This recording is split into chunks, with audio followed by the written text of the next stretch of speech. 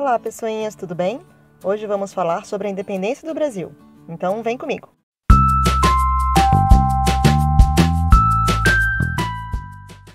Como tudo na história, a independência do Brasil não aconteceu do nada. Ela foi um processo que já vinha ocorrendo há algum tempo. Basta lembrar que no século XVIII a gente já tinha circulação dos ideais iluministas pelo Brasil que impulsionaram algumas revoltas separatistas como a Inconfidência Mineira e a Conjuração Baiana. O processo de independência vai ganhar ainda mais força com a chegada da família real no Brasil. Ameaçado por Napoleão, Dom João e sua corte decidem se mudar para o Brasil com a ajuda da Inglaterra. Ele desembarca primeiramente na Bahia, mas logo em seguida vai para o Rio de Janeiro. E logo que chega no Brasil, uma das primeiras coisas que Dom João faz é decretar a abertura dos portos para as nações amigas, quer dizer, para a Inglaterra, né? E em 1810 é assinado o Tratado de Comércio e Navegação. Essas medidas econômicas marcavam o fim do Pacto Colonial, ou seja, a exclusividade de comércio entre Portugal e Brasil, davam mais autonomia para os comerciantes locais e beneficiavam a Inglaterra.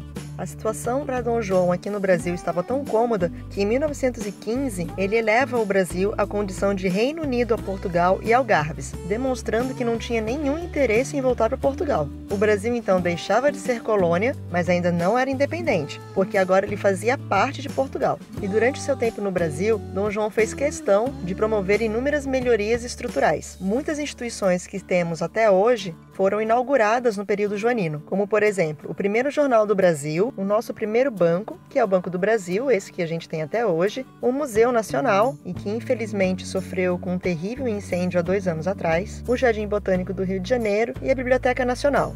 Bom, diz o ditado que para tudo que a gente faz tem uma consequência. Na história não é muito diferente. Eu não sei se vocês repararam, mas todas essas mudanças provocavam ainda mais o aumento das desigualdades sociais. Por quê? Porque ela era basicamente para atender às necessidades das elites. Todas essas instituições eram frequentadas pelas pessoas mais ricas. E quem você acha que pagou por tudo isso? A população, óbvio. Quanto mais obras, maior eram os impostos a serem pagos. Além disso, você reparou que praticamente tudo estava no Rio de Janeiro? Pois é, o descaso com as demais regiões era imenso. E isso vai ser um dos fatores que gerou a insurreição pernambucana de 1817. Mas enquanto Dom João estava achando que ia ficar eternamente no Brasil, lá em Portugal ocorreu a Revolução do Porto, que dentre muitas coisas exigia o retorno de Dom João para Portugal. Apesar de não parecer que ele estava com muita vontade de voltar, ele acabou retornando para Portugal. Mas deixou seu filho aqui como príncipe regente, Dom Pedro. Mas os políticos lá em Portugal não ficaram nada contentes com essa decisão e exigiam o retorno de Dom Pedro também. E tudo isso acabou deixando o príncipe regente numa situação bem complicada. Aqui no Brasil, as elites defendiam a união de Brasil e Portugal.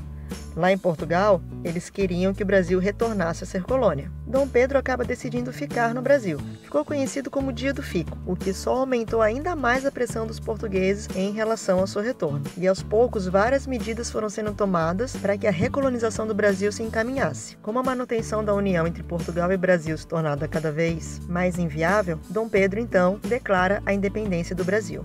Então quer dizer que não tivemos lutas e batalhas para a nossa independência?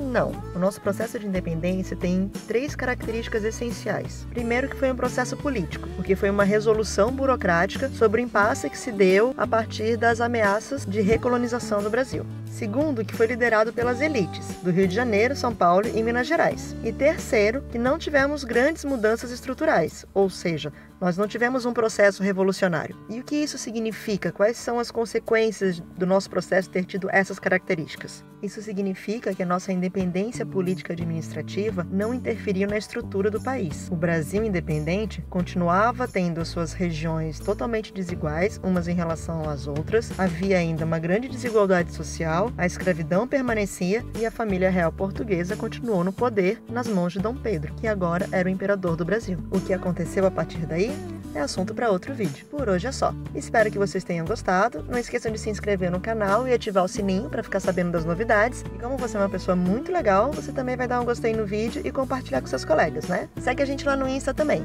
@fãsdamente. Até mais e bons estudos!